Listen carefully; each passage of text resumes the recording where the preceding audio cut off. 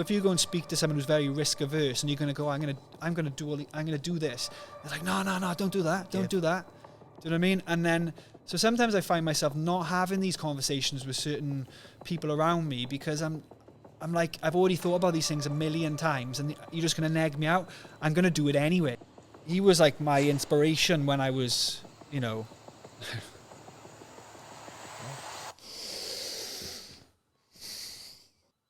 Fuck. I'm happy, mate. Hang on, I'm happy. Lovely. What are Nice little tune, that is. What's the 2 things you wish you could do? The 2 things I wish I could do. Yeah.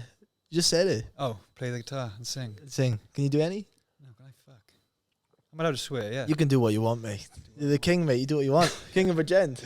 Levi Jenkins, how are you, brother? I'm good, mate. Good man. Mate, before we get into it, should we talk a little bit about Mallorca, the cycling trip? Can if you want. What do you think of it? You know how I thought of it. This is a fucking nightmare. This is a fucking nightmare. No, I did enjoy it. It's nice to get away, innit? But yeah. I wasn't as fit as I would have hoped to be. Yeah. So it was a tough slog. Yeah. It was my first ever time doing it. I remember speaking to Stoker in the morning. He was quite grumpy some mornings, wasn't he? He's always grumpy. Oh, Stoker.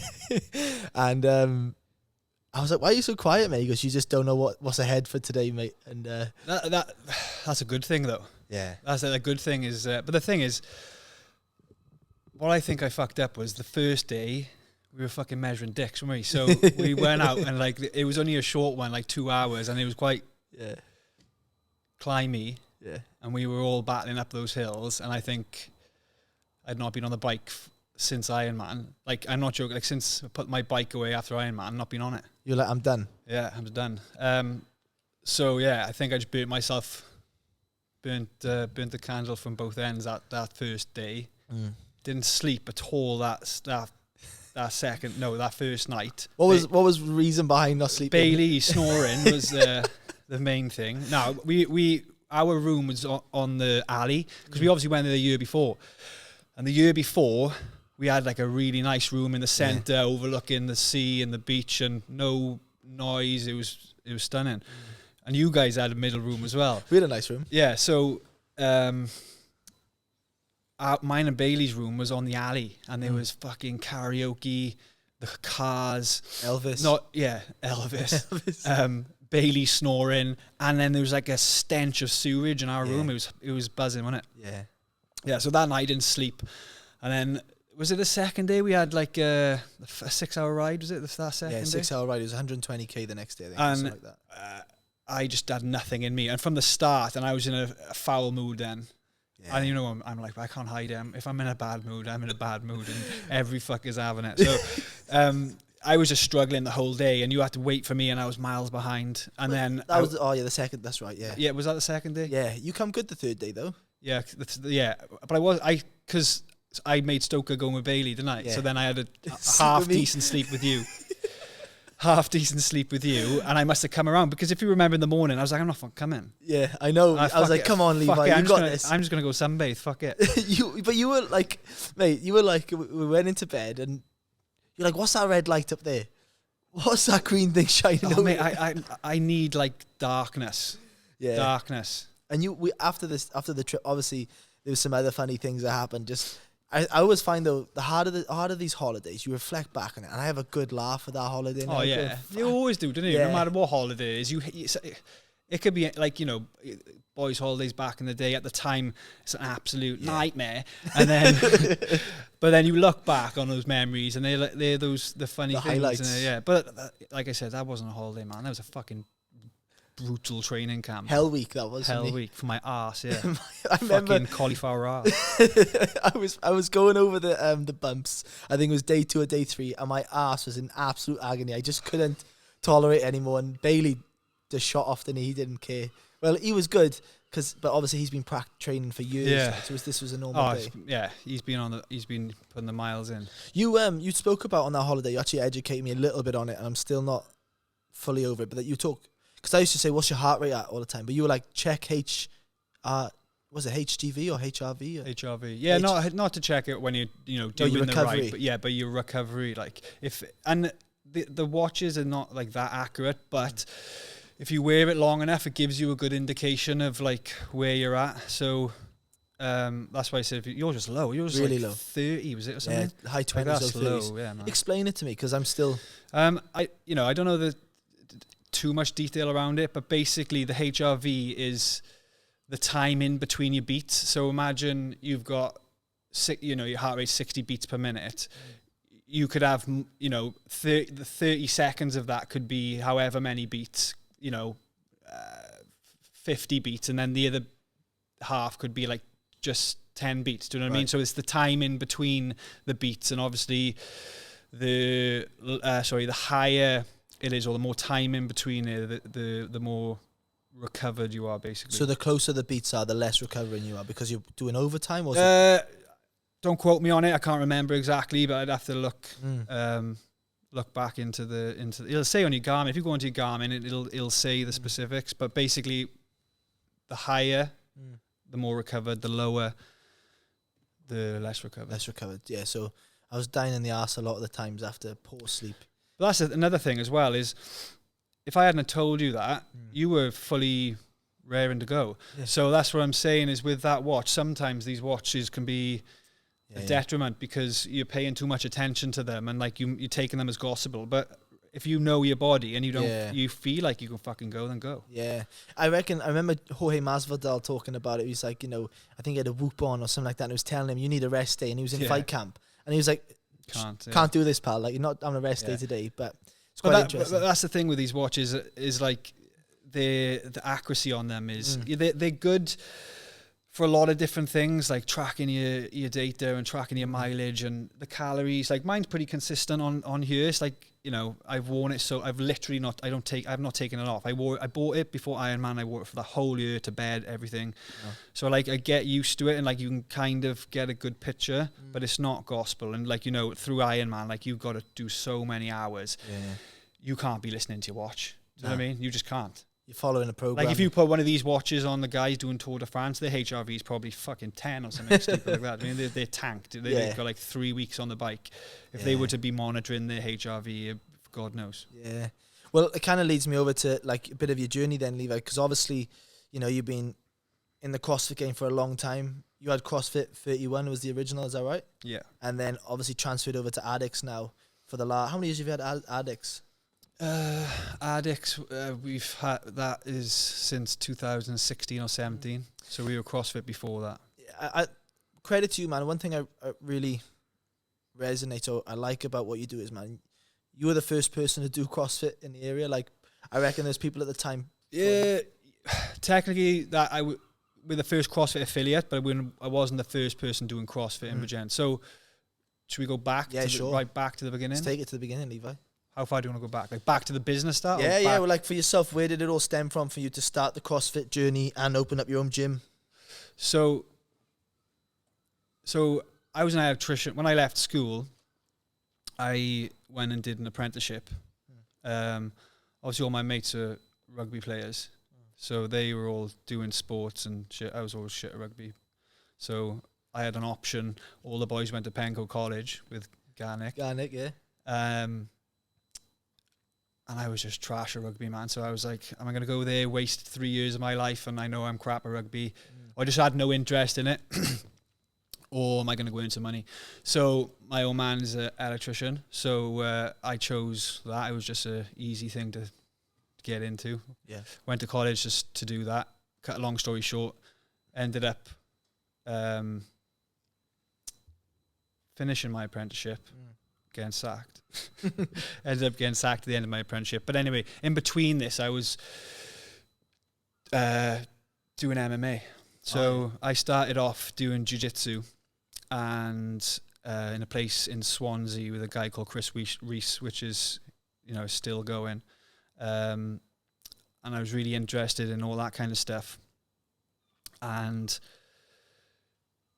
that led me into then having one of my first fights, which I'd only really done ground fighting. And then some reason I asked Chris, was like, any chance I can have a fight?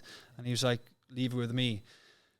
A couple of weeks went by, and all of a sudden I get a phone call. He's like, "Oh, I got you a fight." And I'm like, "Oh, cool." And he's like, "Oh, it's semi-professional rules, and like it's different now. Like there's different rule sets. There's amateur and there's pro now. But back then there was like semi-pro, amateur. Amateur was like no headshots at all. Semi-pro was like no grounded shot. Like so, if you took somebody down, there was no headshots. But standing up, it was full contact. So I was like, well, I can ground fight-ish. Couldn't really ground fight. I'd been training for jiu-jitsu for like 6 months. I was like, I better start learning to box. So then I went and outsourced, went to Cardiff to train kickboxing and what have you. And I'd not really done it for long, but I needed to get the basics of it. And anyway, I learned the guy's name that I was going to fight. And I thought, well, it's his first fight as well. You know, Chris is going to match me with someone the same. A novice. Yeah. So I thought. So I do my apprenticeship now. So I'm in the library, and it's like a couple of weeks out from this fight. And I'm like, oh, I wonder if I put his name in Google, like, will anything come up? I was like, it's probably not. He's probably just in the same boat as me. Just started training, and so I typed this guy's name in Google. Fuck, man. Like all these articles. I'm like, nah, it can't be the right guy. Like, can't be. And I'm like, but this MMA, it's MMA and it's boxing. Like, I'm like, it's got to be him. And I'm like, surely he hasn't matched me with this kid. He can't have. So anyway, it turns out it is him. This guy's fucking grappling strike Welsh champion, light heavyweight champion. He's 3-para boxing champion. Oh, wow. He's fucking in the army. And I'm like, fuck, what have I got myself into here? So obviously this guy's had an amateur, like some amateur experience, and now this is his first semi-pro fight. There's me going, oh yeah, I got a puncher's chance. Let's go semi-pro rules. And I've got myself into this now, and it was in My Stake Town Hall. Oh, wow. So the first fight was and this was back, it wasn't even a cage, it was a ring. Like, this is how long ago this was. Like, this was like 2009. Yeah. And it's in a ring. So I'm shitting myself. Like, I obviously know what this guy's capable of. He's obviously done a lot more than I have.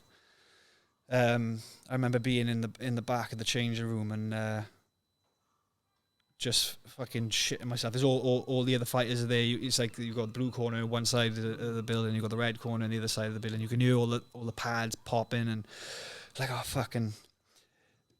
My man's going off on a tangent. Right. That day, Cardiff and Swansea were playing football in some so it was like some big game. Big game, yeah. So Cardiff. There was boys from my gym was Swansea, and then there's boys from Cardiff and Swansea there, and like all these like football hooligans ended up tearing through my stake and then come into this fight because one of the boys was fighting. They knew, and it ended up getting called off.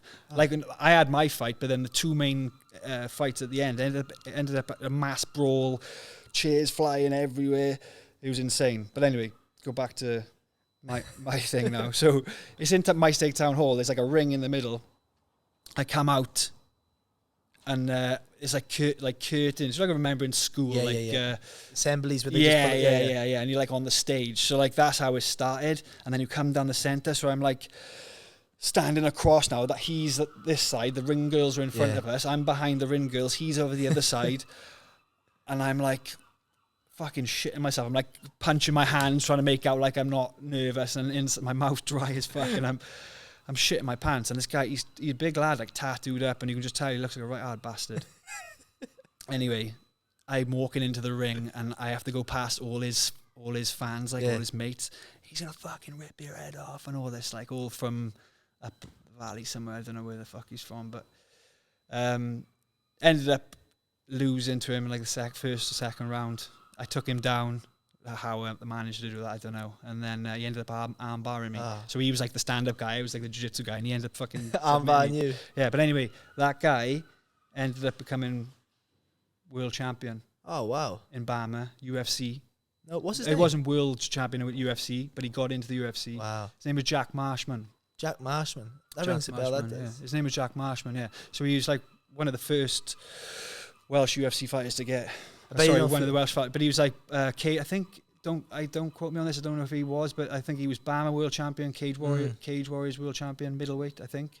And then obviously went on to the UFC. I don't know what he's doing now. I don't know if he's still fighting. It's not a bad thing to lose to someone who's done all that. Then if all people... Yeah, I know, but going like, that I remember, I should never have looked really on that Google search. That would put the fear of death in you, knowing that someone's about to fight. I remember when I was younger, I did boxing, and I was only 13 or 14, and we went to, you go to the tournaments to get your Welsh vest, and there was a guy there I got put up against, and I thought, like, similar story as yourself. I think it was the semi-finals, and I seen him in the weigh-in, and I just said, "Oh, hey mate, what's your name?" And he said his name. I was like, "Oh, I'm fighting you." I was like, "Oh, how many fights you had?" And he was like, 22, and it was like my third fight. I was like, shit. And he was Welsh first before, But anyway, like, that thing puts the fear of death in you, doesn't it? But, sometimes you're better. And that's the thing in that game, is like, if you've got someone matching who's good, some people look after you, but then other people fucking get stitched up. They don't care. Yeah. So obviously, that's how I got into fitness. That was the journey. So when I was training in Swansea, the first ever CrossFit gym, CrossFit Swansea, was renting space off the jiu-jitsu gym. So that was the first time that I'd ever heard of CrossFit. Yeah. And that was like I started training jiu-jitsu probably 2007 or 2008. So I must have been like 18 or 19 when I started doing jiu-jitsu. And at the time, the only other nobody else was doing it. So like Ryan Mendez was doing it. So he's CrossFit? been doing no, not CrossFit, sorry, MMA. Yeah. That's right. So Ryan was training MMA back then and doing jiu-jitsu and stuff, and I had gone up to Swansea because no one else was doing it. It was only like Chris was doing it back then. It's much more popular now. But that gym was in there, and they were doing like bits of strength and conditioning. And then when I started like going into the MMA side and joining the MMA classes, part of the MMA class then would be like strength and conditioning. And I'd done like bodybuilding and obviously boxing training and all that stuff, and it's kind of just mixing all that kind of stuff together. So that was when my love for training started to come about. And then I getting back on track. Me and Baldwin, me and Scott, we used to train together. Obviously, Scott was playing rugby or... Was he with the Ospreys then? Or not yet? Maybe almost in the academy, maybe. Yeah. And we would like train through the summer and stuff. And we'd, obviously I was still an apprentice at the time. And there was this gym in Tondy Enterprise Park. And it was like, I'm talking like fucking, proper spit sawdust. Like my first gym was spit and sawdust, but like this was like proper thing. And we walked into this gym, and there was no one in there apart from this one guy. The workout was on the board, and it was like 10 rounds at a time, 7 pull-ups, 7 thrusters. We walked in, and the guy who ended up being my business partner in the end, didn't even come and speak to us at first. And we went over and we were like, can we like do the workout or whatever? And he's like, yeah, it's on the board. And showed us the crack then, but like it wasn't a class. I don't know. He turned up I don't even know if it was open, but he let us do the workout. And that was my first CrossFit workout. And my first proper CrossFit workout was. Were you hooked straight away then? See a lot of people. But I was training anyway. I should when I was boxing. I was training that way anyway. Like I got videos on my Facebook, which I'm now fucking banned from for some reason. You got blocked. Yeah, I got blocked yesterday. So I'll be tamping if I can't get back to that, because there's so many memories on there. Like I love it when it comes up, and I'm like, fuck, that's cool. Deadlifting 200 kgs. Yeah. Those are the days. Yeah. But I was training that way anyway. And when I was boxing, there's a guy that I used to follow who I used to make all this shit and take it to boxing. So I was coaching boxing in Bridgend Boxing Club for a bit when I was still in apprenticeship. I'd go and help out with the kids class and help with Richie, Mark was the coach, and then Richie was my training partner, and we'd help with the kids class and whatever.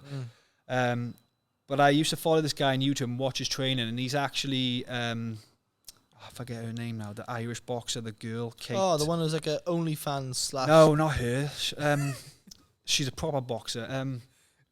What's her name? Kate. Is that the one Conor McGregor goes around with and promotes and stuff? No. This I forget her name now. It's gonna annoy me. Kate.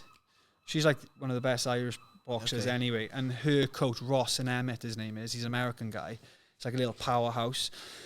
He used to put training videos up, just training in his garage, and he used to make all this stuff, used to show you how to do it. So we'd make like slam balls, be like an old basketball, cut it open, fill it with sand, duct tape it back up, like ab rollout things, Great, like chains and like all training stuff. So that was like my first like exposure to like mixing training, and then obviously I was doing the MMA and doing the boxing. I was making this stuff, taking it to boxing class, TRX straps and all that stuff.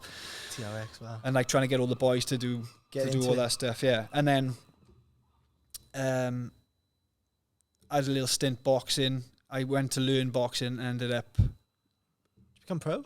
Nah, it was amateur. But the thing was, because I'd been fighting semi-pro MMA and I had a couple of K1 fights, my boxing coach, Mark, Richie's dad, he was like, look, you can't be fighting amateur boxing if you're fighting semi-pro. Like, there was like a bit of grey water there. I think people do it now, but back then it was, yeah.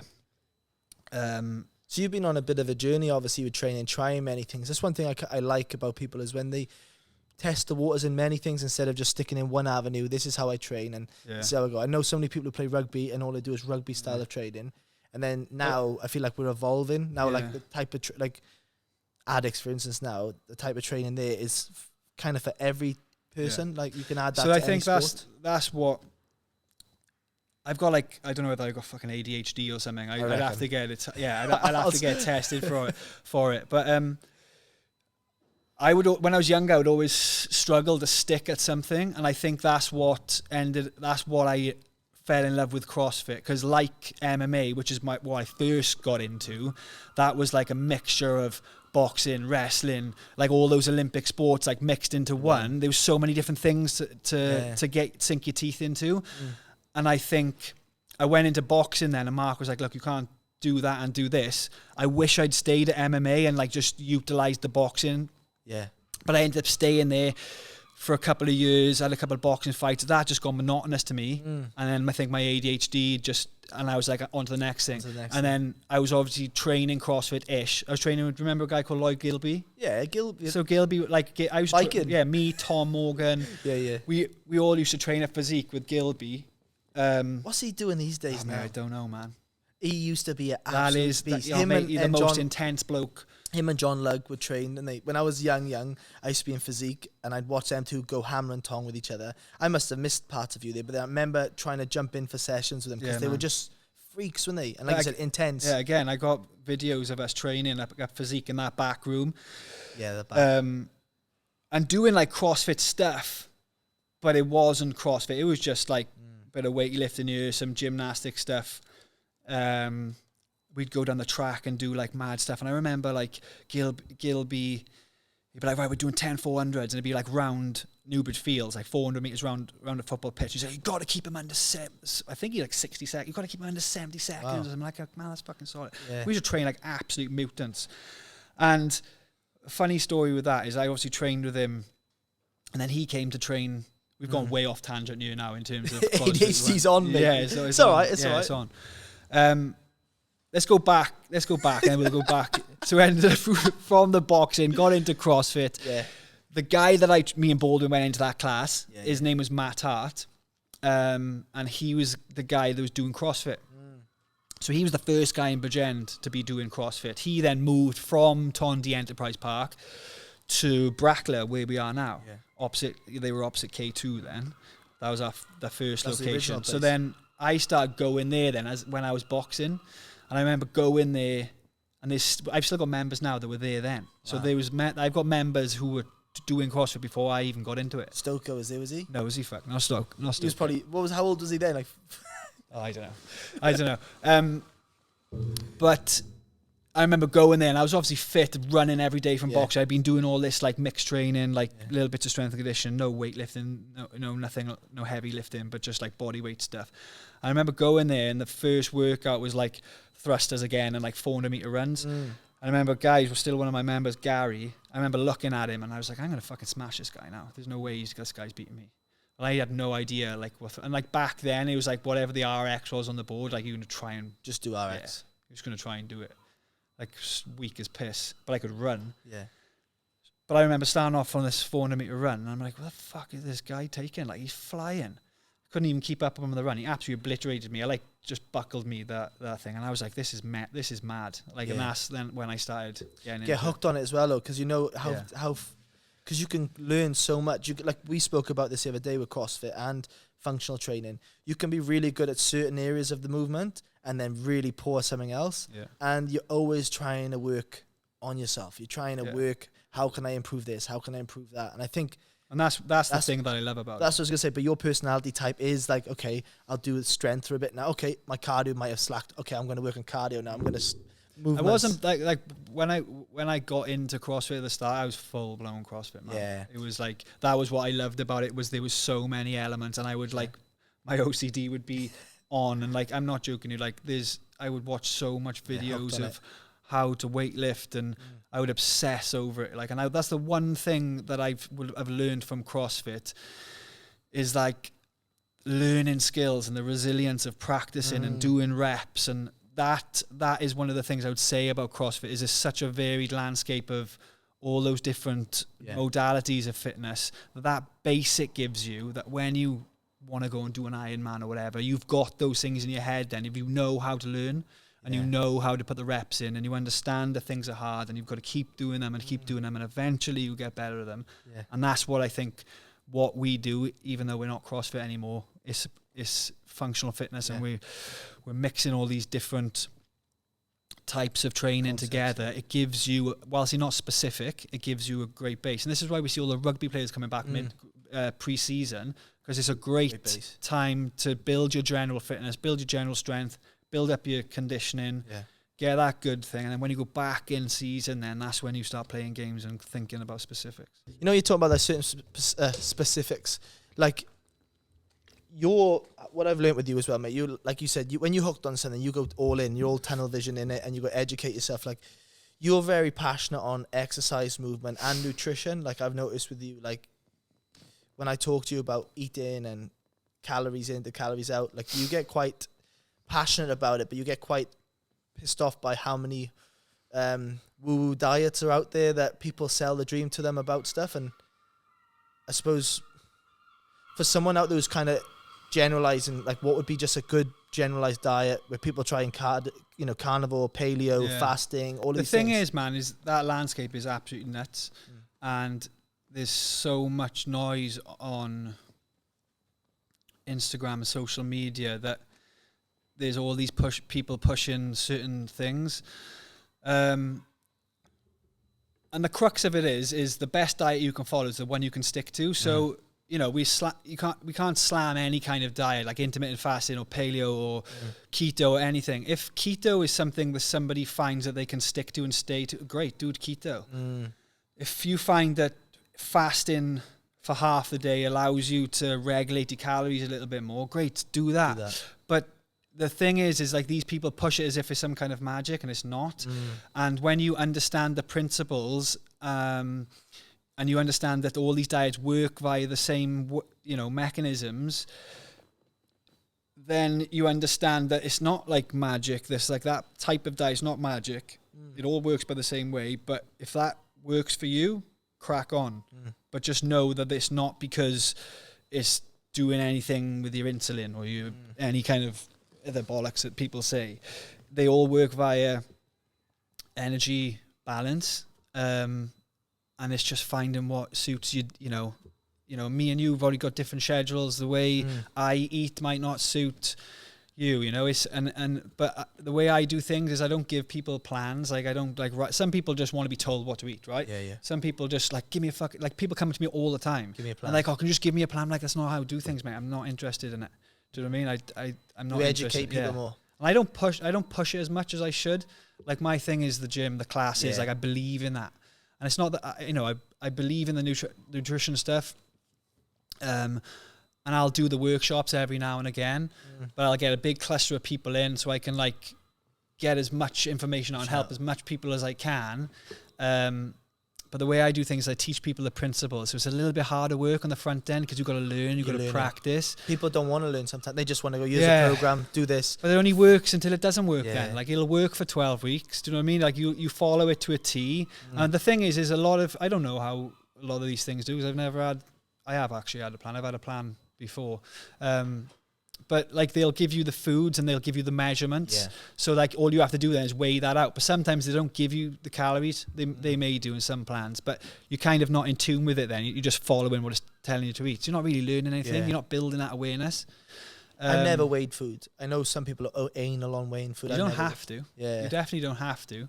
But like there's certain things then that like if you're not going to track and you're not going to weigh and measure, then you kind of, if you're not, like you're not out of shape, like so it means you must be doing something right. You're balanced. I think but at the same time though, I know when I'm overeating, I know my body like it's aware. But I'll be honest, I watch sometimes your stories and I'll go, all right, I'm gonna have mince and rice or something like that because it's simple, it's easy to cook. Well, that's me, bro. I'm just a simple bloke, you know. Same, man. I'm simple, especially with food. Yeah. I am literally like the way I eat. I just cook.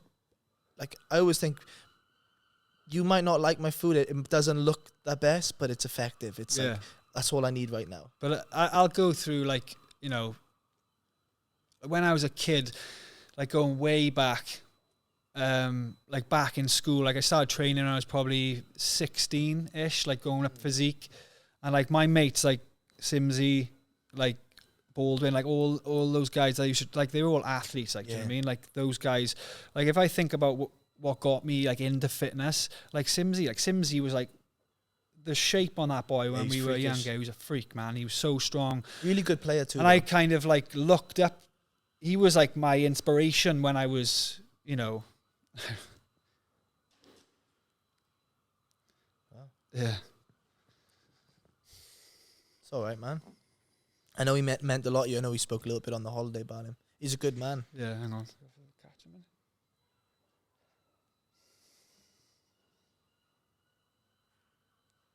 Take your time. Didn't think this would happen. Nor did I, man. That's good though. UK. How many years has it been now? 2019. Wow. Shit, that's flown, isn't it? Let me catch a minute, man. Yeah, take a moment.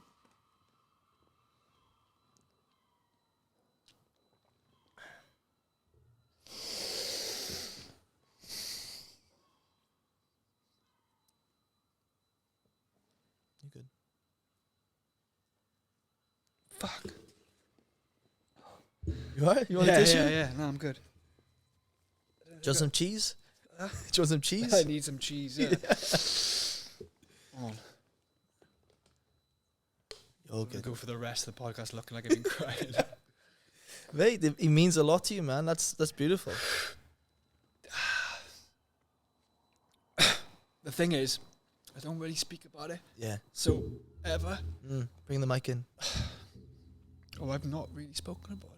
It's funny though, you know, the other week when we were in the gym, we were talking about how people deal with loss, and I was talking to you about my granddad and stuff, and you said, we were talking, you were like, oh, I don't essentially like to sit there and wallow in it. I like to just get on with stuff. Maybe just talking about it now, it just... Yeah, well, sometimes, like, I can talk about him quite a lot, like, it doesn't, but every so often. Let me catch, I'll be back. You're all right, brother. Take as long as you want. He's a good man. I was actually with Reese this morning. We went for a dip.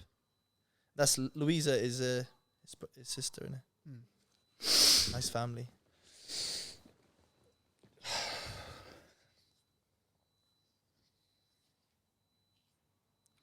You'll have to get me back on track now. Where were we? Get that ADHD back, mate.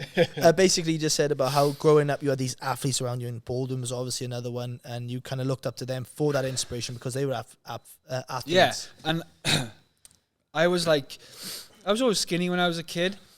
But then, like, when I started getting into, like, puberty, like, you know, in comp, I had, like a 3-month period where I had, like, glandular fever. And it, like, stunted my growth. And I was, like, the smallest out of all of us. And I ended up getting, when I started getting, like, I don't know, 14, 15. So I was getting a bit chubby, like, you know. Just the pizza and cookies in Brintake School. How good are they, mate? Cookies and cream. Mate, amazing. Yeah, so I was, like, always the one out of shape out of all our mates, you know.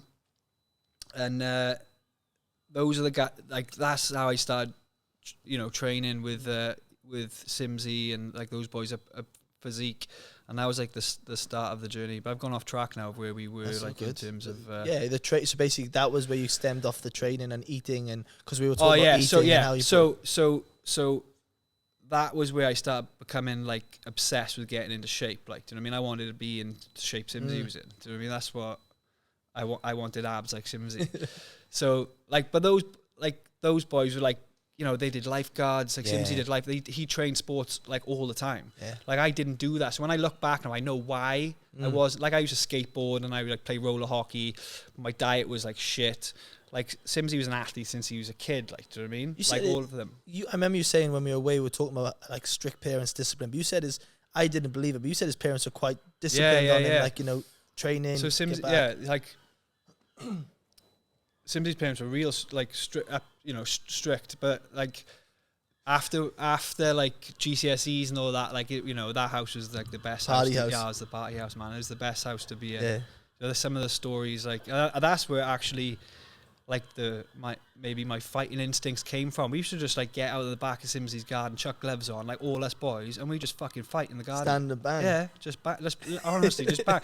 Like literally just that. Like chuck some gloves on.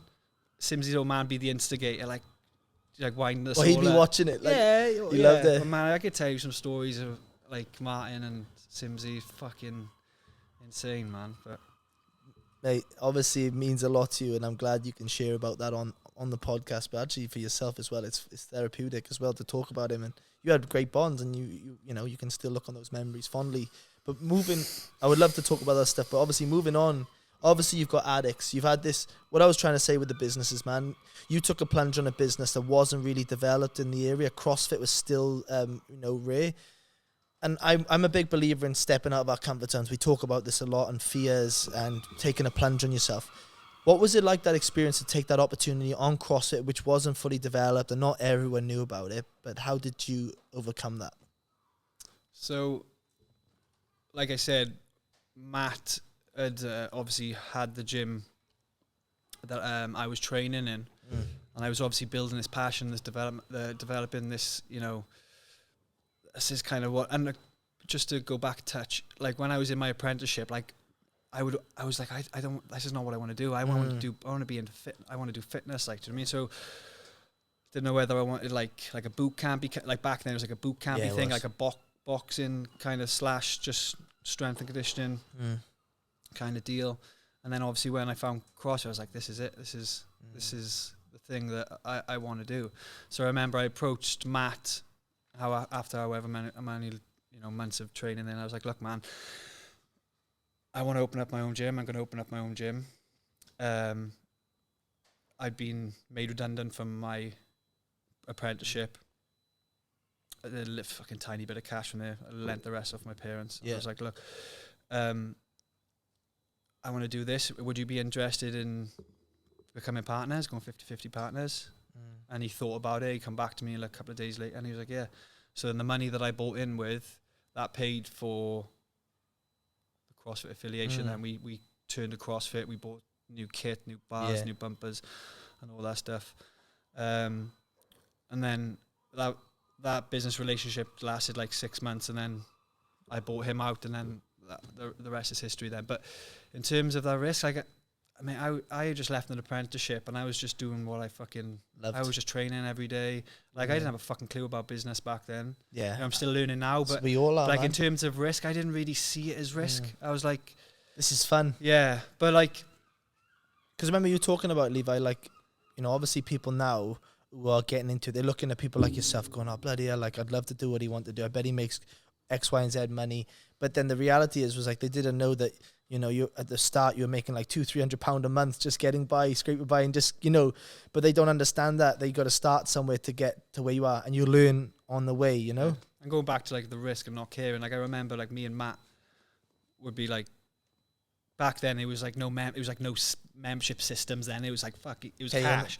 Yeah, so like people would come in paying cash, and like it would all go in the tin, and then we'd split at the end, and it'd be like peanuts, man. Yeah. Like nothing. Like after rent had gone, it'd be like nothing. Like Yeah, well. But then with that, like you got overheads and you're paying, all these bills.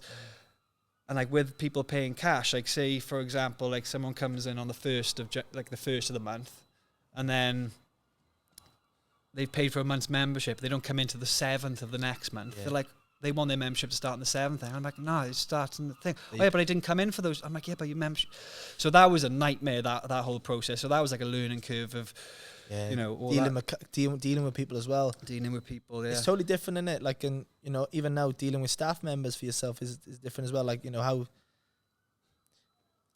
one thing I've learned recently as well, when life gets busy, you put people in roles to let yourself pivot, but like the reality is you still got to be able to check in with them and make sure they're doing the job. If you don't do that, like they're left to their own device, you have an expectation they'll just do it. Yeah. I think that's what maybe some people don't like. For 10 years, like in maybe 2019 was when things started to pick up for me. Like we changed from CrossFit 31, we'd moved locations. Like there's a lot of stuff that's been missed out, but like we moved locations, started a new company, we rebranded, de-affiliated from CrossFit. A lot of people, like a lot of gyms have done that. What's the reason behind it? Well, there was loads of different reasons, right? One, it was costing like $3,000 a year. Just to have CrossFit. They don't really give you anything. But the main thing was it's not your brand. So like you can be CrossFit ABC, whatever you want to be, but if you are CrossFit in your name, like there's no standards. It's like they obviously give the education out, but there's nothing, stopping people from running things, a certain way. So if I'm running a gym with high standards, or what I consider high standards, I'm doing things the best of my ability, someone might just be doing a shit job. So like if you run in Australia now and you go to a CrossFit gym and you have a bad experience, like, oh, CrossFit shit. You tar everyone with the same everyone brush. gets tarred with the same brush. So that was, one of the main reasons, is like, and then obviously just being able to build my own brand. It's mine. Do you know what I mean? Like it's mine. Then it's like, it's not CrossFit. Like this is mine, and I can do what I want with it. And there's still elements of CrossFit. That's my background. That's my education. I've still got a love for CrossFit, and we still essentially do quite a lot of the similar things. There's just some tweaks and stuff that that I've changed over the years. You like we spoke about the other day on the run. You were talking about how like you like to chop and change. You might want to go into powerlifting for a little bit, then you want to go back to functional, then X, Y, and Z. Well, me personally? Yeah, yourself personally. And like, well, even your personality is, like you said, you like to pivot and change. How do you keep that in a business then? Like, for instance, that business in your head, you're like, it's going well right now, but I would like to change it to this, or I'd like to change it to that. Do you just tell yourself? It's just an evolution, man. It's just, I think... you go through seasons. You go through seasons in life, and you go through seasons in business as well. And like things, you start to fail and you start to learn. Like I made mistakes, I did things, and I'm like, that can't happen again. Do you know what I mean? Like I went on a business course and I went on some educational stuff, and they're like, it's always the same, and you got to put your prices up. You got to put your prices up. So I'm like, come back like all guns blazing. I'm like, I've learned all this stuff. And I come back and I put all my prices up, and then fucking everyone lost leaves. Loads of clients. Yeah, and everyone fucking leaves. Was that a big scare for you then? Like, like it was one of the biggest mistakes I made. Yeah. Do you know what I mean? Like looking back now, like that was one of the biggest mistakes that I made. Was just, it was stubbornness as well. Is like I would run things by people. Like I'd speak to Kate, or I'd speak to my mum, or you speak to these people close to you, and they're like, no, don't do that. And I'm like, no, I'm fucking doing it. And then I'd like, you start to like speak to people, a couple of members, and then, I got this guy who I've been learning off, and he's like told me all these things, and I'm like, all right, yeah, I may lose some people, but because I'm putting my prices up, I'm gonna have less people to look after. So I was like, I was kind of like, making a sense, justifying it. Yeah, justifying it. But it didn't work out like that. And it's a tricky old game, the gym business, because you build these communities, and everybody, like you build these friendships. But it is a business. Do you know what I mean? And as much as I'd love to give it to people for as cheap as I can, things go up, man. And like that's the trickiest thing, is like people, when you start to have to put those things up, like people think you're being greedy. Like, man, you don't know how much my rent is. All this stuff is going up. Like the prices have to go up. And people see everything everywhere. Like Netflix sends an email out, your membership's going up. Like it's just you do it or you cancel it. But the thing is with the gym is like everyone's so friendly. It's a community base. It's a community, and like people think you're like, oh, you're taking that away, and people get pissed off. And then you have like so that was the problem. Is like we had such a good community back then, and we always have had a good community, that you get one person who's pissed off, and then they all fucking leave. So like, but. I've learned from I hope I've learned from my mistakes, or try to do things better, but inevitably that's just the way things are going. It's life as well. It's inflation, and I try to keep it as fair as possible. Like we've done very little. When I first opened the gym, membership was like 50 quid, 60 now. Yeah. So like, you're talking 12 years ago.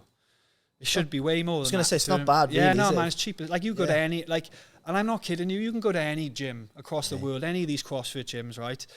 They're not really giving you anything different to what we're getting. Do you know what I mean? But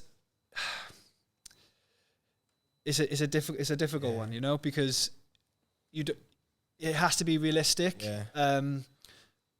You learned that then, though, like I know you want to say more about it, but have you learned that then in businesses, putting boundaries in place as well? Like where, you talk about the community and you talk about wanting to be, that connection with everyone, but then when you got to do those hard decisions, you kind of have to have that hand distance because get burnt. But that's been a natural progression then, and going, like I said, going through seasons is. I would take it really personally before, because I'd be friends with these guys. Like I'd go out for food with them, and like you go on holidays with them. Do you know what I mean? Like you build proper relationships with these people, and then something like this happens, and then all that disappears. So then I find myself now like being careful a little bit more. Like, and I don't do as much coaching as I used to. Like I used to coach every single class, so I knew every single person. I built relationships with every single people. And then there's like pros and cons to that. Do you know what I mean? Because you're building a thing, but then when it comes to this business side of things, and you start having to do these things, like putting prices up on that, everyone's like, oh, I thought we were mates. Do you know what I mean? Okay, then flip the coin now on that is, how do you deal with mates? That, like, I know people are always like, oh, what's mates rate here? There was this. And I'm a big believer, man, like, and we've had chats about this. It's like, I don't want to do mates rates. And if someone comes to me, you should be actually happy to pay the full price. I would pay the full. If you were open up a restaurant, I'd be like, I'll pay full price and I'll tip you. Yeah. You wouldn't go to McDonald's. My thing is like, if mates rates, like, why don't you pay me double then? Yeah, exactly. If it was McDonald's, why are you getting it for free? So be paying me double. Exactly, man. It's that's just life, man. And you're having a crack as well. Like, you're having a crack. Yeah, they will. I'm sure you come to the gym a couple of times, and I'm probably not as switched on with it as I should be. Like, I do let things slide sometimes. I cycled with you twice on a Sunday. That's the only time I've Yeah. I think that's just the thing is like, I would always just prefer to like just pay, man, because there's no like grey areas then. Do you know what I mean? Because it's like, oh, I'm gonna do that. What are you gonna do for me then? Do you know? It's like you don't want to just fucking pay, and then when I come to you and whatever I'll pay, it's just fucking simple. Yeah. So obviously moving on, man. Like, you ventured onto something else now, Juve. Rejuvenated. Yeah. That's exciting. It is exciting, man. Yeah. You and your partner there, Alex. Yeah. How's where'd the idea come from? And obviously you're big in health, you're big in exercise, but you're obviously big in the body in general. Where did it come from to do this? So there'd always been like an idea in my head that it was like something that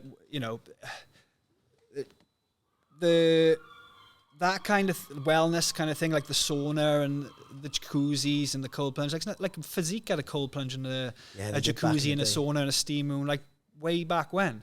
It's nothing new, like, do you know what I mean? There just seems to be like this bigger trend now that, it's becoming a bigger thing, and the health benefits. And the thing is with social media is it's so easy to spread that information. Do you know what I mean? So I'd always had an idea that that's kind of something I would like to implement in with the gym. I did do it in my old gym. So we've had 3 locations. We had the first gym. I moved to a bigger location, and in there I kind of had a sauna. And I never got around to like doing the ice plunges weren't kind of like a thing. And I remember like doing it in my truck once, like filling my truck up with ice and like doing an ice bath. It would be like a barrel or something, you know. So it was always like kind of something. But then we moved, and then there wasn't like the right space, and it just wasn't quite right. And Alex was a client of mine. I trained him for a bit. I had him as a client, personal training as well. His whole like his mum and his sister trained with me as well. And he approached me one day and just asked about stuff, and we had a get together and discuss some ideas and that, and that's how it came about, man. And it all happened pretty quick, and it was exciting, man. It's really exciting, and obviously the promotional side of it. You getting out your comfort zone, doing some promo videos, talking a little bit, you and Al. Yeah. It's good, man. It's even doing so that things was like this. So that was mad, right? Do you know when like I do stuff in the gym, like, and now or whatever, speaking, when I do it like in like I can just like rattle it off. Yeah. But then we had like the social media team up doing it. This guy's like got a camera in front of my face, and like we're trying to like rattle off like this like pre-scripted thing. I was like just falling apart. I was like, I can't do it. Yeah. I have to just do it off the cuff. So that was difficult. It was fun. We did some, you've seen some of the promo stuff. Yeah, I like it. Yeah. It's good, man. I'm a big believer in people having a go. Like we always talk about this. People having a go, I'm all for those type of people. And it actually it's not going smoothly though. So no, but it's not going smoothly, but you're learning from it and you're adapting. It's probably, this is how I see it, right? You talk about mental resilience. The training you've done from a young age, MMA, boxing, powerlifting, jiu-jitsu, CrossFit, Ironmans, right? These storms have actually built you to this person now that you go, okay, well, instead of just us folding, because we've had a couple of issues with the business part, as in some machinery, where you're like, well, fuck no, we'll ride this wave. It'll come good. Be patient. And I think...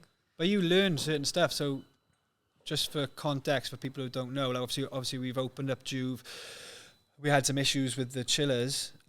We had new ones. We've had some more issues with the chillers.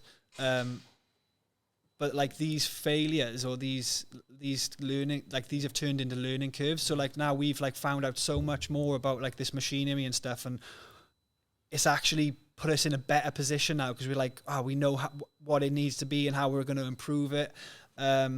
And it's going to make the experience even more. So whilst like this front end now is a bit of a nightmare and it's not how we wanted it, we're actually learning things now that we may have fallen short further down the line if you didn't learn. Yeah. So now like we're like we can fix this shit now, and then we're gonna be golden, like, Good, man.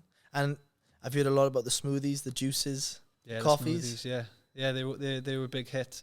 Yeah, they look good. I'm gonna have to come check one out. And is it up and running now? So once this will be out in 2 weeks. So 2 weeks. Will it be out and open in 2 weeks? Probably not. All right. Well. So we've basically just closed down, and we're gonna kick back up when everything's beautiful. And we have to make sure that we may do like a soft like just get Alex guys in just to try it out and just batter the machines and make sure they're all sound. You can take the toll of it. Yeah. Good, man. There's obviously a lot of learnings from it. As a business owner yourself, like, when do you know it's time to pivot? When do you know it's time to grow? Or is it just, again... I'm still learning that myself. I still... I've done certain things, and you think you try and... Like I said, when I first got into it, I didn't have a clue about business, and then you find it out of necessity. Like, you just keep banging your head against the wall for so long. You're like, there's got to be another way. So you just start out, like, trying to look for more information. So you start reading books and listening to podcasts, and then you start implementing those little ideas you pick up, and like gradually things start to get better. But it's still a learning curve, and like I've done certain things, and like I said, I didn't make any money, and then all of a sudden I did start making money, and then I've started investing in certain things, and you think you're being smart and what have you. But sometimes, like, I think if you can, I would just focus on one thing and just really just dial it in on it. Yeah, like sometimes pivot and diversify. If I can use this, Jim, is a good thing, but sometimes it can just maybe distract you a little bit too much, and then I think really like invest in yourself and always, like, sometimes, like, I think maybe I could have invested myself a little bit more and progressed things a little bit more, and I could have done these other things that I've done, like the houses and that, a bit later down the line. Like, do you know what I mean? It's hindsight in it, and I'm glad you touched on that, because I've become sometimes like that. I've realized, it comes from a lack of, like, because you're so used to this engine moving this way, and you hit like a lull or a different season, or get bored a little bit. You try and pivot, but the key is, I believe, and I'm learning, and I continue to learn, is just stay on this journey, educate, uplift yourself, and get around people as well who are similar to that, because when you just unload that to you, for instance, you be like, listen, man, I know where you are right now. Keep going. Don't pivot onto this. Or don't pivot. And I think it's so key to be around people who are on that journey with you, because you need those people. I don't care what you say. Like, how many times have we had a chat, coffees and confessions, where we just unload it all? At the moment, I'm a bit burnt out, or at the moment this, that, and the other. Then you just need someone. Come on, mate. Let's fucking snap out of it. And you need that. But the thing is, in this area, like, it's quite difficult to find. Those things like this. Obviously, I know Rory, I know you, and I know Dan, and I know Bacon, and they're not all getting together and like, you know what I mean? It's not, it's not how, it's just not something that's, so it is nice to get together and chat on a level with other people doing similar things, and share ideas, and without ego as well, and put the ego to the side and be like, this is where we're at. We're going, we're trying to better each other, essentially. Like, look, Rory's doing amazing, Bacon, yourself doing amazing, Dan's doing amazing, this joint off-grid as well. Like, it's doing, though, is bringing more eyes to Bridgend as well. Yeah, definitely. But, it's interesting. Like, I remember we were on the bike the other week, and I'm reflecting, because it's always new, fresh to me, I mean. But, like, I was talking to you about, like, how do people find their purpose? And you were like, I'm struggling with this one. I don't know. I mean, I'm not. I mean, I remember you saying I struggle with the purpose meaning of what is. I struggle with it. Yeah, I think when we were talking about, you, like, someone asked, what's my purpose? And I'll give you an answer in a minute, but I'll let you. Well, what's my purpose? Well, how do you if someone said to you, Levi, I'm struggling to find my purpose at the moment, what advice would you tell them? I just think you just got to keep trying things until you actually, you find that thing that, and I know people always talk about passion, and you need to be passionate about things. I don't think you always need to be passionate about something, but you need to have ability and skills and competency in something that you can really sink your teeth into and pursue, and also consistency. Consistency is key. You got to just keep doing. You got to put the reps in, man. Yeah. No matter what it is. And I truly believe, right, thinking back to, I truly believe that if anybody puts the right amount of work in, you can get good at anything. 100%. Do you know what I mean? Like I said to you on holiday, we had that conversation about school and stuff, like, and about the kids that when they go to school and they know they want to be a vet, or they know they want to be a doctor. Like, they just know, like, that's my goal, and they know, right, I've got to pass my GCSEs, I've got to do this. So, like, they nail it. Do you know what I mean? And then there's me who's going to school. I didn't really get on with school, and I'm like, I didn't really know what I wanted to do. So, like, you just don't enjoy it, and then you end up thinking that, like, you're thick, or you're not, but it's just you're not interested. Yeah, in it. so you just got to be able to gain experience and practice, and like, even like, I know you said you've been on site and being built, like I did apprenticeships. I did like 3 apprenticeships. Did welding. Like, I did loads, and I love that I did all that, because now going into the houses and building the gyms and all this stuff, I have like this understanding and this experience of stuff and standard of stuff. Yeah. Because in order to like have high standards, you need to understand what low standards are. Yeah. So if you're not around things that are shit, or you've not done things that are shit, or you've not made mistakes, like your standards can't be high, because you don't know what shit standards are. So true. And I think as well, on top of that as well, you do these jobs and you realize more, well, I don't actually like this. This isn't for me. But it's still good experience. But it's a good experience, but it makes you pivot closer to something you do want to know. Because if you didn't know you didn't like it,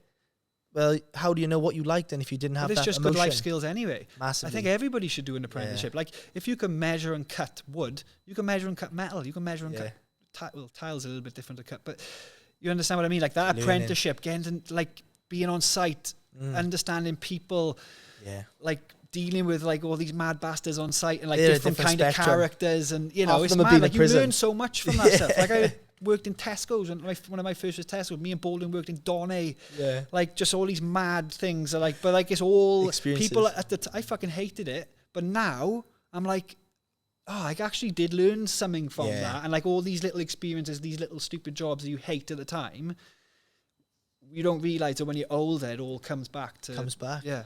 I think as well on top of that, like someone said to me, "Oh, how do you find your purpose?" I always say, you've got to be in a place where I believe you're sick and tired of this. Like, because a lot of people are just coasting. They're happy on their Monday to Friday, just getting by. They're not too happy, but they're not depressed. And it's like they're just above it. On the weekend, they can have enough money to get on the beers or go X, Y, and Z, and then they do it all again. But I was like, I had enough of my job and the people there. I was sick and tired of it, and I knew there was more for me. I was like, I really love connecting with people. I really love trying to help people, guide people, uplift people. Well, how do I find that journey? And then for me, then it was like, okay, well, I was like, I remember putting 3 months rent down on my house, renting. I had a mortgage on another house I'd rented out in Australia, and I was like, I'm gonna figure this shit out. I already built a community in Australia, and I was like, there's something in you right now. I'm not going to make the money that I want right now, but it don't matter. I just love this so much that I'm willing to be broke for it. Yeah. And that's probably the same in terminology to you to an extent. Like, I love this so much. It's not about the money. I didn't care. Yeah. I didn't care about the money.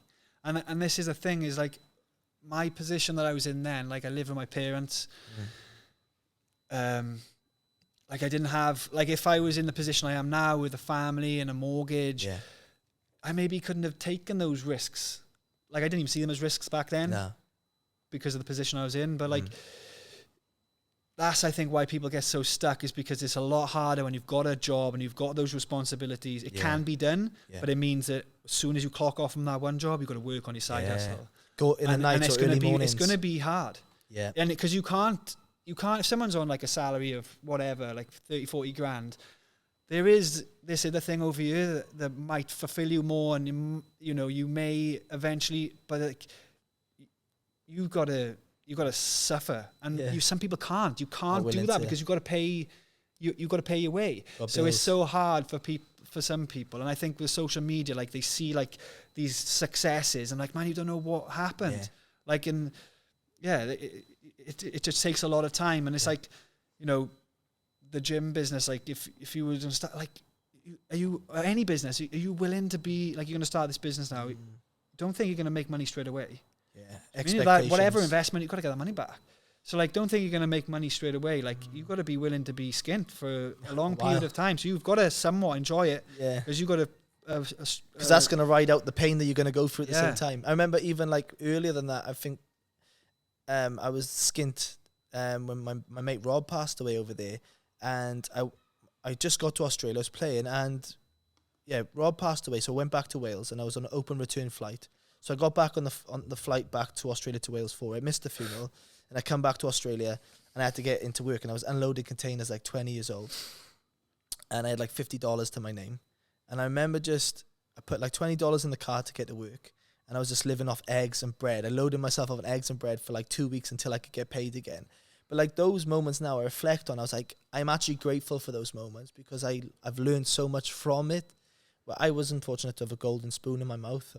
Probably nor do you, but like it's actually like it taught you it showed you that you're capable and you're not made of fucking candy floss. You know what I mean? Like, so like those tough times, you only get confident by proving it to yourself, really. Yeah, I remember even just being too embarrassed to tell my parents I was skint over there as well, because I was like a bit of weakness to be like. That's an even tougher thing. Like you said, like I was living with my parents. You know what I mean? My parents helped me out. Kate helped me out. Yeah. Like I was skint for ages. Like Kate paid for every holiday.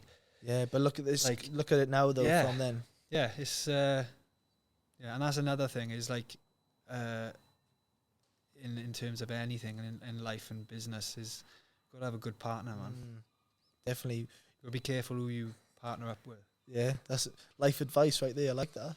Yeah. You want someone who supports you, don't you? You want someone who's willing to be in the trenches. I never say it to Kate. We don't really like, I'm not really a soppy guy, like, do you know what I mean? But she is the anchor, like, do you know what I mean? Really? She is the thing that if I could put it all, all this success or whatever you want to call it, that's because she's been my one thing that's like, I know that every all the other chaos around, I know she's there for me, like, do you know what I mean? Amazing that is, man.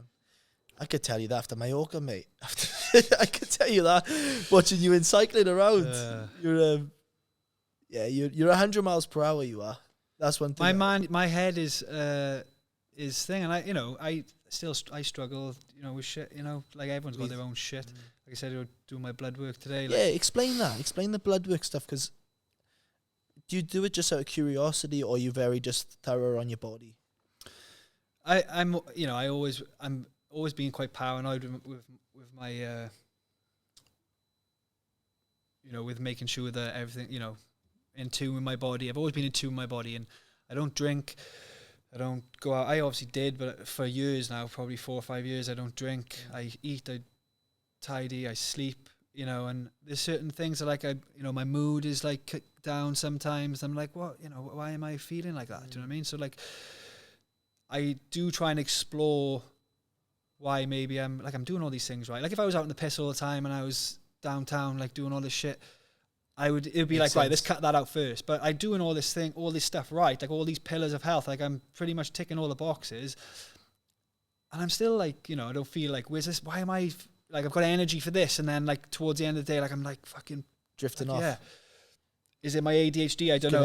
I'm gonna explore that. I'm gonna try and maybe get tested and see if I actually have got ADHD. But I've had my blood work done now for probably a couple of years now, 2 years, maybe 2022.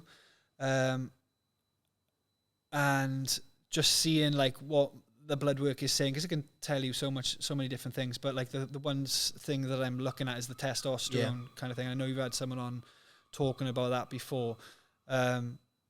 And I'm just waiting for it to drop down so I can get some. So back Christmas time, I was ill, and I had my blood work done. Glandular fever then or not? Nah, I had like pneumonia, and I was really ill. Like we did like that November challenge, and I fell ill a couple of weeks after. It was actually here. Wow. We came here on the night out, and then the day after, I come down with like the flu or whatever. Yeah. A couple of days later, and I was really bad. And anyway, I had my blood test done around that time, and I actually came back with testosterone deficiency. Like my levels were really low, so I could get a prescription for testosterone. Wow. But I was like, I've been ill. Like, it's a big commitment. Like for anyone that's like searching this landscape now and looking into it, like hormone replacement therapy for women is like talked about a lot more than it is men, and like that drop of testosterone can wreak havoc with men. Do you know what I mean? So it's something that you need to keep an eye on. It's quite common though, isn't it? It is quite common. Obviously, the older you get, it doesn't like you could have low testosterone and still be jacked. Do you know what I mean? Like it doesn't always like paint like a certain picture, but it obviously does have certain things that like if you've got low, it can give you obviously your libido. That's not a problem, but it's like that's morning chubs in the morning. Yeah. No, that's not an issue, but it's like your mood and your energy and your brain fog. Like my brain fog, something I didn't know how I was going to be on this podcast because like I just like my mind's like a million mile an hour all the time. Do you get that though, brain fog? Fog from if I have loads of bread, mate. I know it sounds weird. Cheese, mate. Cheese. Nah, but bread. If I have bread, I love get like feel like I've had a sleeping tablet. I'm a bit like this, so I prevent because it's carbs. Maybe I don't try to eat too much bread, but obviously you're very thorough on your body. Yeah. So where is your testosterone level? Yeah. So I went back today. So this has been the 6 month mark. I had it back in January. And now I'm going to see again. So I had the prescription for the testosterone, but I didn't want to take it. It's a big commitment. You've got to inject yourself all the time. Like there's obviously benefits to taking it. But I was like, if I don't actually need it yet, I don't want to actually start going down that road. Yeah. Do you know what I mean? There is implications to it. So it's a big decision to take. And I didn't want to take, you're not going to take it lightly. So, but I have been training for the first 3 months I was like ill. So I've only been like properly training back, like lifting weights and that tidy again for like 3 months, but like I said, I tick all those boxes, and how are you feeling? I feel a lot better. Like, but the front end of the year, I was so ill, and it like dragged out. Like I had, it was like mad. Like it was mad. Struggling to sleep or not? Like struggling to get out of bed? I did struggle to sleep. I had a mad episode over Christmas. Like I had like panic attack. I'd never had panic attacks before. Never had panic attack before, and I had like, I've always been like I wouldn't call it anxious, like but paranoid. But like I think you need, especially in business, you need a bit of paranoia, like it protects you a little bit, do you know what I mean? And it's just stuff that needs to be worried about, like, do you know what I mean? Like there's certain stuff that needs to be worried about. Maybe I worry a little bit too much sometimes, and it can kind of like drag into family life, and like I'm just in my own head and I'm a bit moody. Not present, yeah. And maybe that's something to do with the test. I don't know. But do you journal at all? Nah. Give it a go, man. Journal out whatever's going on in there. You don't know until you try. Yeah, I know. It's not. I have I done it before? Maybe I have done it. Write down whenever you're feeling those ways. Just write down in a book. Where's this? Like, how am I feeling, and what's currently going on? And before you know, you write down. Well, work's hectic at the moment. I've just taken on Juve. This is coming out. X, Y, and Z. Then you put it all out, and you're like, and I've had that illness over Christmas. And you're like, that fucking makes sense. And then the other stuff might be just things you've created in your head. You're like, well, that's bullshit. Maybe. I just do that shit in my head, though. So you know what I mean? Maybe that's why there's so much shit going around my head. Yeah. So that obviously happened over Christmas. But I think what I think it was looking back now is obviously the pneumonia hit me and I was really ill. I come off the back of an Ironman season. And then I finished that Ironman season with fucking 80k of running on that challenge. And I think my central nervous system was just tanked. 100%. And then I got like a bug or whatever it was. Let's not go into conspiracies about COVID and all that. Did you get COVID? Oh, but they stop you. Nah, it's fine. Go on. But like, I don't know what happened. If I had a virus, I went back before the doctors, had blood tests, I was having heart scans. I went into A&E on Boxing Day. Really? Or Christmas Day, or the day after the day in between Christmas Day and Boxing Day. I went in, I come out in a rash. I had like this mad reaction. It was really weird, man. It was the only way I can describe it is, you know, if you like it got injected with adrenaline, like I didn't sleep for 2 days straight. I was like, I don't know what was happening to me. Whoa. And I'd already been ill. I had like the flu for a week. Yeah. And then that hit me like on Christmas Day, and like I had like this massive episode where like my nervous system was tanked, and like I come out with like this rash. Anyway, I was really worried about it at the time because I fucking hate being ill. I don't know, like you say like, oh, I've had the flu or whatever. I've never had the flu before. No? Until that time. Like they say, like if you had the flu, like you wouldn't pick up 20 quid. I wouldn't have picked up $1,000 if it was on the floor. Like I was fucked. Wow. I was that bad. Yeah, and I look back now and I maybe think that maybe that's what it was, is I just wore myself out, and then I had this bug and my body was so run down that it wasn't able to like just protect it as it normally would. That's mad, that is, man, considering you haven't been ill before. Like only time I felt a little bit sluggish was when I had COVID, but it went pretty quickly. But might be conspiracy there. I only ever had one jab though, so I only had one jab. I didn't want any more. I thought, bugger this, I'm not doing this stuff. I keep fit, I keep healthy, I eat well. Yeah, I wish I never had any now, but I had one. Yeah, but some people, my dad, for instance, they still go get their jabs now. He must be on 5 or 6 or something. Yeah. And you can't tell him because the news. That's another thing too. I fucking hate the news. I don't watch the news. But our older generation, they wake up, bang the news on, have a cup of tea, watch it. Like it's the devil just speaking to you the whole time, and I just think it's. Yeah, I don't watch it. Like, I haven't watched anything for ages, man. Like for the last, like over this period since I was ill, like. I literally go to bed when the baby goes to bed. Like I go to bed like 8. The baby goes to bed like 7:30. I go to bed at the same time. Really? Go to sleep then. Yeah. Like I hardly ever watch TV. If I do, it's like I'll be watching something like a YouTube. If there's something good on TV, like I like some programs, but like there's nothing good on. Like I want Yellowstone to come back. Like Yellowstone was like my series. Like I watched all that. I'm like, fucking come on, man. Where's the next series coming? All I watch is YouTube, UFC, and then Embedded. Embedded. I watch Embedded. Yeah. I watch Embedded. I watch all the UFC stuff. Yeah. I used to watch all the CrossFit stuff. Like I don't think there's a video on YouTube that I haven't watched of CrossFit. For the last 2 years. I've probably not even followed CrossFit, man. It could just You like you said, you've done Ironmans and everything. What's your biggest learning curve in life and business? I think to not expect perfection all the time, and just to sometimes you just got to do stuff and learn the hard way. You just got to do, because sometimes you can think, oh, I'm not going to do that until this. I'm not going to do that until this. And all of a sudden it's gone. Too late. It's past. You're better off just diving into something, being shit at it, and learning from the failures. Like people say it all the time, like, oh, I'm not going to come to class until I get fit. I'm like, just fucking come to the class, and Yeah. this is what we're doing, getting you fit. But it's the same principle with anything, whether you want to learn to swim, whether you want to get into business. Like if you're thinking about getting into business, you might not be able to jump straight into it straight away, but you might be able to do something like start designing a t-shirt or do something where you put in those little steps and habits in.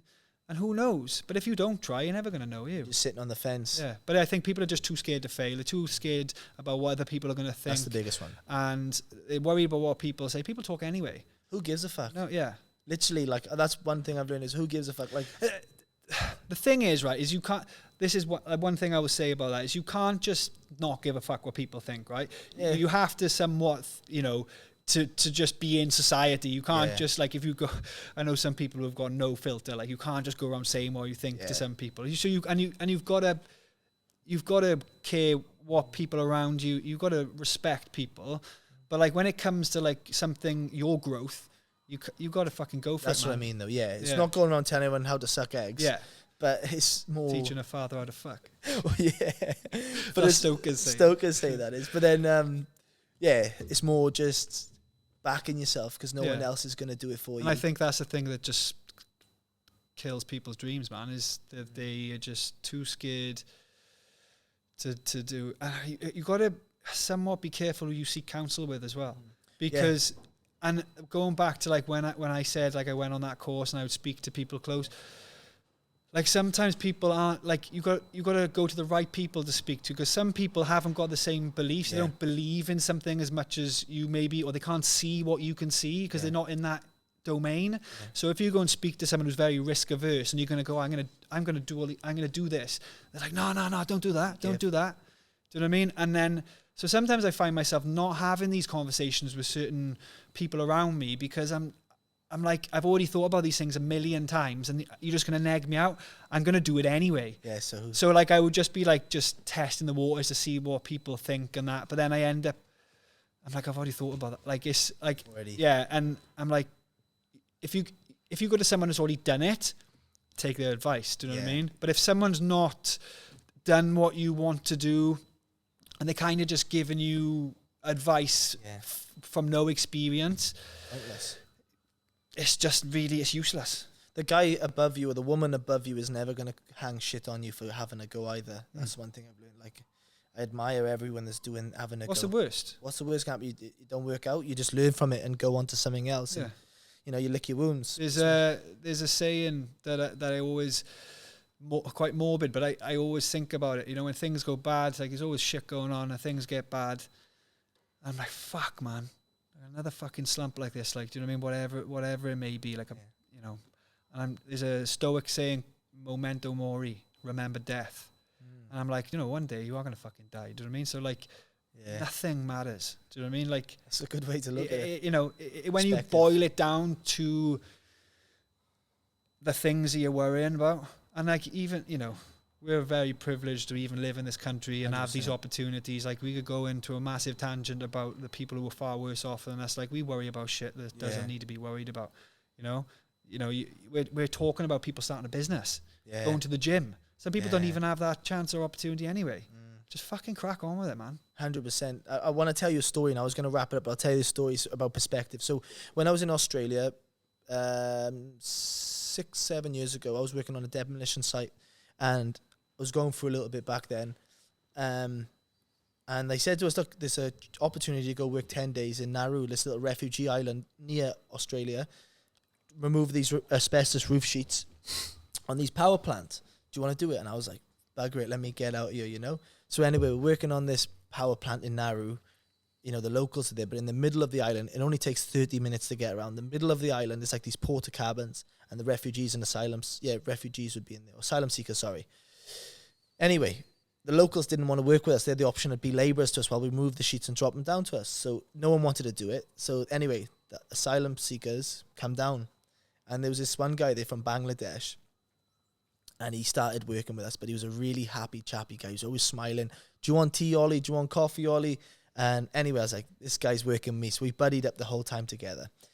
And he was I didn't realize, but he was only on like $1 an hour. We were on decent wage, but they obviously, the way they did it over there. Anyway, so he's working with us, and he was always happy. And I was like, here I am, miserable in the westernized world. What's going on? And he goes, we had this really bad tropical rain come down one day, and we went back to the hotel, and he came with us, and he only had one pair of clothes. We'd wash his clothes that day, dry them, wear them the next day. So anyway, I just give him a load of my clothes because I just was so infatuated by this guy. Anyway, the next day I said, I was walking into work, and I seen him sitting on the side of the road before going in with his eyes closed, cross-legged. I was like, what's he doing? So anyway, we walked into site, and I was like, Saji, what are you doing out there? And he was like, I'm meditating. I said, what's that? And he's like, oh, basically it helps me not worry about my past, not stress about my future, but it keeps me with my feet up. And I was like, I love that. So he's like, I was like, all right, Sad, spill the beans. Why are you in Nauru? You're from Bangladesh. And he was like, basically this riot of people went through his village and shot up his village and shot his mum and dad in front of him.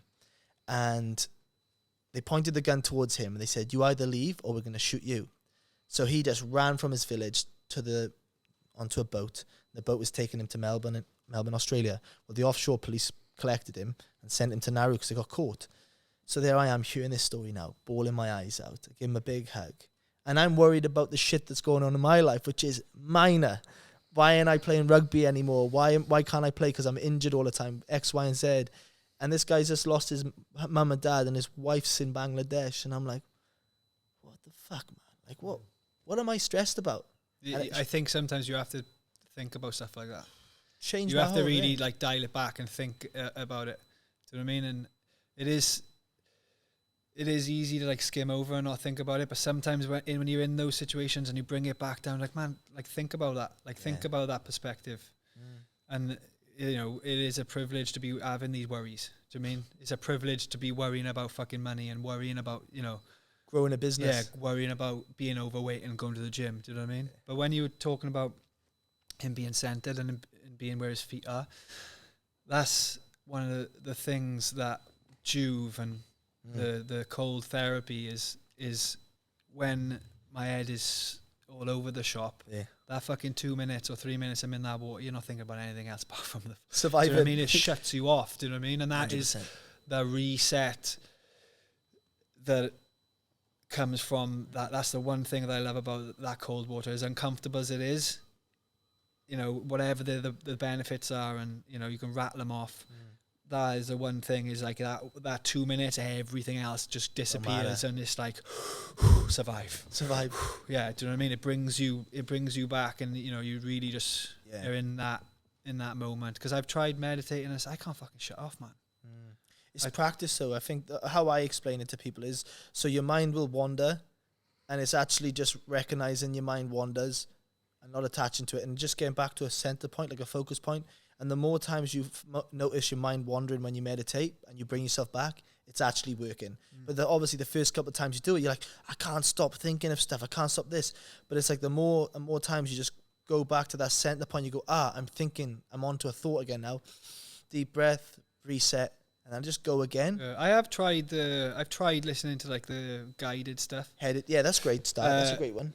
The one I was like, focus on your breathing, is it? Like just think about your breathing. Focus on your breathing. I've tried it a couple of times. I tried doing it in the bath, but I have really hot baths. And I'm just like, I'm pumping with sweat, and I'm like, I can't fucking stay here any longer. Don't do it there. I have tried it. I just didn't. Yeah. It is, you know, it's practice like anything in it, just staying consistent at something, even if we suck at it. But that's kind of like that Saji story. That's probably one thing that's, you know, the top is grateful right now, but it is, I've always tried to show gratitude to everything. And I think that's my perspective in life now, is when I do see people like yourself or Rory and everyone having a go, I'm showing gratitude towards you, because what it's actually doing is leveling you and me up. I'm like, at the end of it, I'm buzzing off your energy, that I'm going to take that into my job now, you know. And I think we should all think about stuff like that and like you said, show gratitude to the situations that we're actually in and how good we actually do have it. Massive. I mean, like, we are very privileged. Definitely.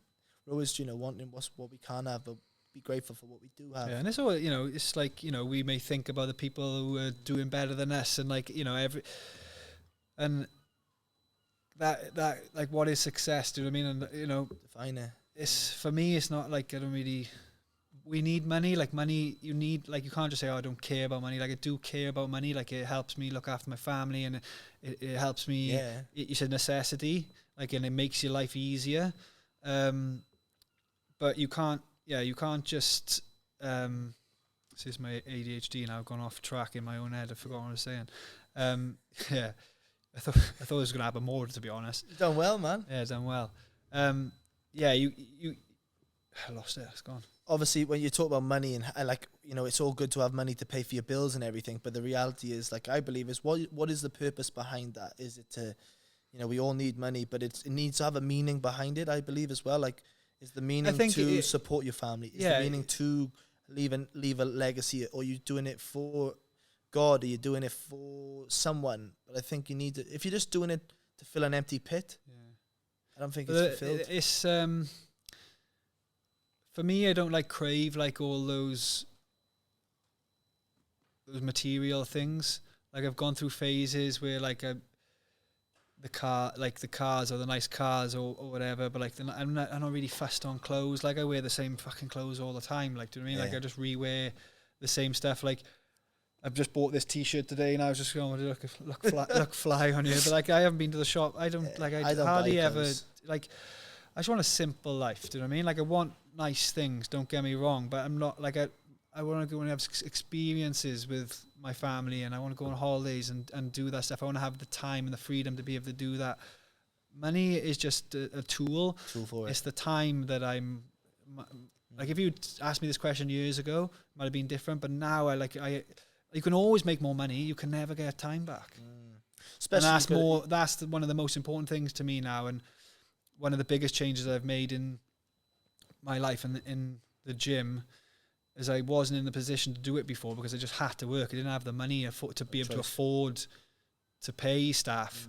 And there was one thing when I could bring more people on, and the gym started to build up, and I was like, I got this money now, this resource, I can actually buy some of my time back. And then when Kate dropped pregnant, I had this rule. I was like, I'm in a position now where I can spend every night with Mila. I can put her to bed every single night, and there's one thing I'm proud of myself is I stuck to that. There's obviously been occasions when I've, you know, one night or two when I've not, but I was like, I'm not missing. She's never going to be a kid again. Do you know what I mean? I'm not missing this thing. If I was in, you know, I was in a privileged position that I'd spent 10 years building the business, you know, call it luck, call it whatever you want, but timing, that I got the business into a position that I could afford my time back to be able to spend that time, those evenings with Mila. And to the best of my ability, I'll continue to do that. If things change and, you know, I've got to go back in, I've got to go back in. But I've at least spent the last 3 years putting her to bed every single night.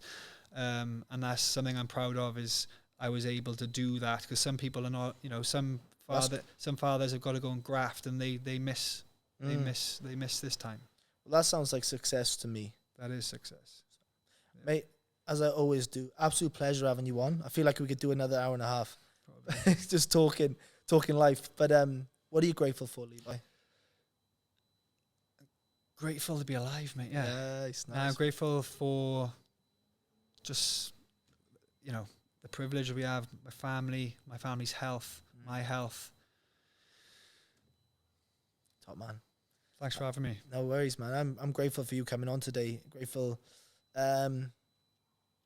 seeing another side of you today, obviously with Simsy as well, and getting to know you more on the trip as well. Seeing you laughing. Maybe this is what I need. Just maybe you just have a therapy session. Or something. I mean, an official one. Yeah, but this is what it is, man. It's connecting with people, feeling safe and feeling like this is a safe area. And massively, man, I'd share stuff to you, and I have shared stuff to you. But I'm grateful for you're doing, man. You're growing, Bridgen. You're giving people opportunities. It's good that you're giving the opportunity for people to tell their stories, though. Do you know what I mean? Like, I've not had the chance to like watch all your stuff, but the clips that I do have, it's interesting to like hear, you know, certain stuff. Like when I watched a bit of Dan's podcast, Apsey. Yeah, Dan Apsey's one, and it's interesting to hear like people doing similar stuff, and you know, it's good, and it's good that you're being the catalyst for people to tell their stories. Do you know what I mean? Because we all watch these podcasts and whatever. Do you know what I mean? And it's good to just see normal people. 100%. And my last thing on that is, though, I've noticed, Levi, is like people from our area would rather go out of the area to go buy something which we've already provided in the area, because it's a common fact. People would rather think they're doing it better over there. But I've come back now and I'm like, no, we're doing an amazing year. I'm helping I want to help everyone. I want to learn off you. Want to learn off everyone that I've brought on the podcast, and that's a key concept. So yeah, it's a mindset though. And some people just don't have that growth mindset. They don't, and some people are stuck in their ways, and just let it be. Innit? Let it be, brother. Let it be. Absolute pleasure. Let it be. Thank you, man. Don't just talk, Get walking. walk is only. Don't just talk, get walking. We're gonna talk more about bloody.